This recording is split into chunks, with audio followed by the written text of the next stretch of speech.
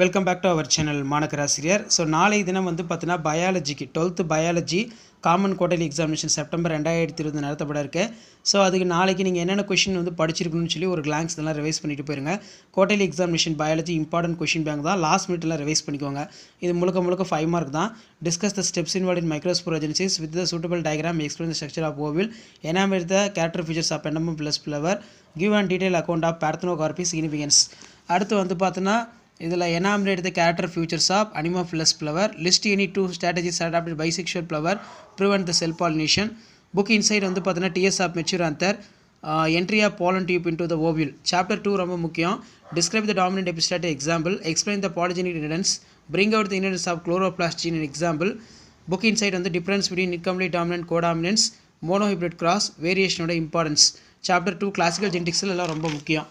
Okay well next பார்க்கலாம். இதில் chapter 3ல் வந்து பார்த்தீங்கன்னா குரோமோசோமல் பேசிக் இன்ஹெரிட்டன்ஸ், இதில் mention the name of manmade cereal நல்லா பார்த்துக்கணும்.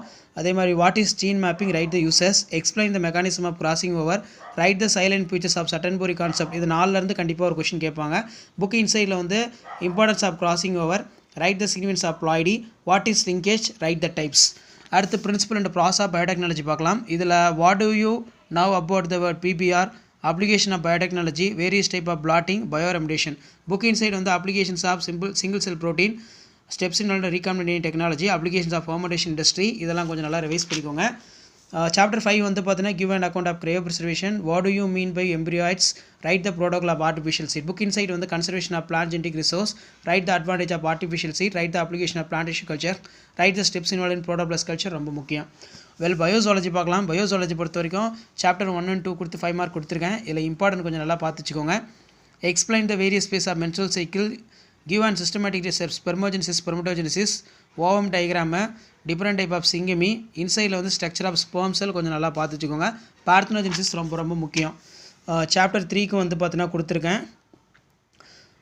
புக் பேக்கும் இருக்குது, புக் இன்சைடும் இருக்குது. சாப்டர் 4ல் explain the genetic basic ABO blood group நல்லா பார்த்துக்கோங்க. கேரியோடைப்பிங் ரொம்ப முக்கியம். மாலிகுலர் ஜெனட்டிக்ஸில் methodology of HCP, DNA fingerprinting technology, write the properties of gene codon, இதெல்லாம் கொஞ்சம் நல்லா ரிவைஸ் பண்ணிக்கோங்க. எவல்யூஷனில் ஆடி வின்பாக்லா தவிர ரொம்ப முக்கியம். அதே மாதிரி கீழே வந்து சாப்டர் 8 மைக்ரோப்ஸ் இன் வெல்ஃபேர் வந்து கொடுத்துருக்காங்க. Bioremediation, microbes involve in microbial fuel, இதெல்லாம் ரொம்ப முக்கியம். ஸோ இந்த கொஷின் பேங்க்லாம் கொஞ்சம் நல்லா ரிவைஸ் பண்ணிக்கோங்க. கண்டிப்பாக நாளைக்கு எக்ஸாமுக்கு இதில் இருந்தால் கொஷின்ஸ் எல்லாம் வரும். ஷேர் பண்ணிட்டு பாருங்கள், சப்ஸ்கிரைப் பண்ணிட்டு பாருங்கள் மாணக்கராசி யூடியூப் சேனல். நாளை பயாலஜி எக்ஸாம் எழுதக்கூடிய 12th ஸ்டூடெண்ட் எல்லாத்துக்குமே ஆல் தி பெஸ்ட். நல்லா மார்க் எடுங்க, நல்லா ஸ்கோர் பண்ணுங்கள், சப்ஸ்கிரைப் பண்ணுங்கள். இதெல்லாம் ஒரு கிளான்ஸ் பார்த்துருப்பாங்க, கண்டிப்பாக இதில் இருந்து வரும். தேங்க்யூ.